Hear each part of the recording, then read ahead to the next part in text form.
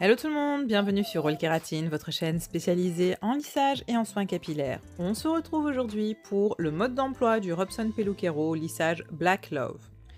Petit disclaimer avant d'entrer dans le vif du sujet, il s'agit d'un lissage protéine, donc sans odeur, sans fumée, sans formol, qui est adapté aux femmes enceintes, allaitantes ainsi qu'aux enfants.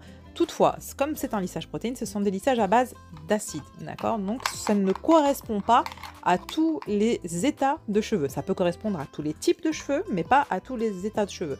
Sur un cheveu sain, le résultat sera magnifique. Sur un cheveu légèrement abîmé, ça peut également donner un très très bon résultat, mais sur les cheveux qui sont vraiment très très abîmés, il faut vraiment maîtriser la technique pour obtenir un bon résultat. Donc si vous êtes novice en la matière, je vous déconseille fortement d'utiliser ce genre de produit sur des cheveux qui sont décolorés, très abîmés, méchés, compagnie. Enfin, sur un cheveu qui est très sensibilisé, je vous déconseille de vous y aventurer. Sauf si, bien entendu, vous maîtrisez la technique. Entrons maintenant dans le vif du sujet. Comment utiliser le lissage Black Love de chez Robson Peluquero? La première chose qu'il faut faire, c'est s'assurer que les cheveux soient propres.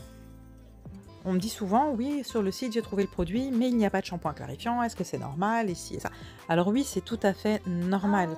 On n'a pas de shampoing clarifiant avec un lissage protéine, ce n'est pas nécessaire, c'est juste un shampoing classique, un shampoing le plus doux possible, généralement c'est ce que je conseille, ou bien des shampoings hydratants, pour pouvoir nettoyer le cheveu sans le décaper, pour pouvoir garder en fait la protection que le sébum va former sur le cuir chevelu. Donc on s'assure uniquement d'avoir les cheveux propres. Un shampoing clarifiant est trop décapant et ça peut même rendre le cuir chevelu un peu plus sensible et il risque de réagir avec l'utilisation du lissage. Donc on s'assure simplement d'avoir les cheveux bien propres. On les sèche généralement entre 70 et 100% pour faciliter l'application, mais bon, ça c'est vraiment en fonction de ce que vous préférez. Le Black Love est un produit qui est relativement fluide, donc même l'appliquer sur les cheveux 100% secs, c'est relativement facile. On va passer à l'application. Donc généralement 100 ml, donc un kit de 100 ml peut suffire pour 1 à 3 utilisations en fonction de la longueur et de la masse des cheveux. Si les cheveux sont très longs, 150 ml c'est mieux, comme ça vous êtes sûr d'avoir assez.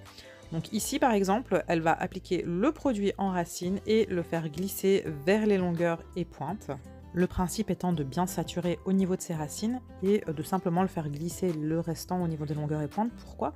Parce que les longueurs et pointes ont déjà été traitées, comme vous pouvez le constater, enfin comme vous avez pu le voir précédemment, elles sont déjà lisses. Donc ça sert à rien d'en remettre à cet endroit-là, on risquerait de les fragiliser.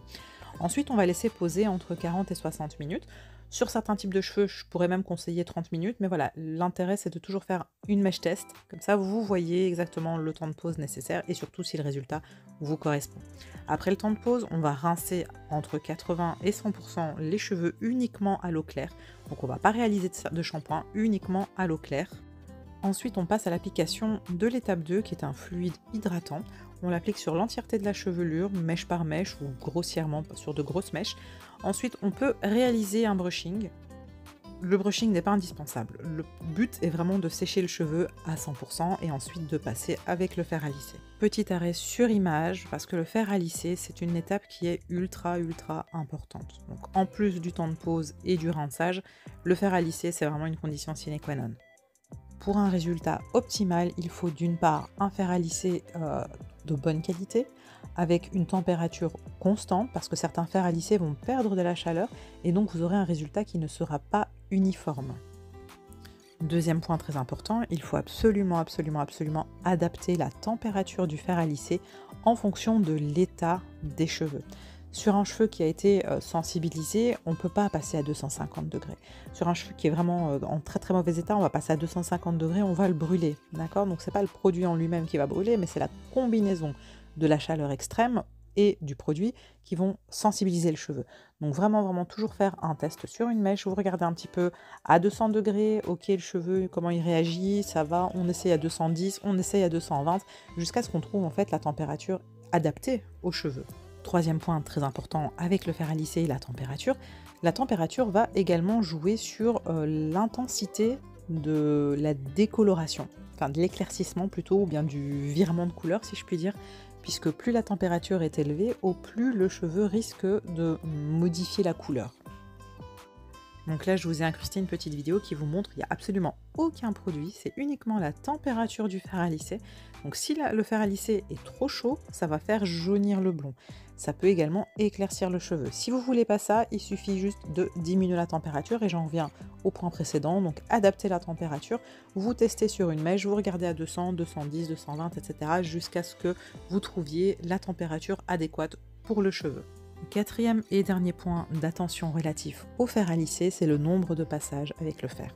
Donc si vous passez 3 à 4 fois, ça va être légèrement détendu. Si vous allez passer entre 10 et 15 fois, ce sera détendu de manière plus intense. Si vous passez entre 20 et 30 fois, ça sera complètement raide.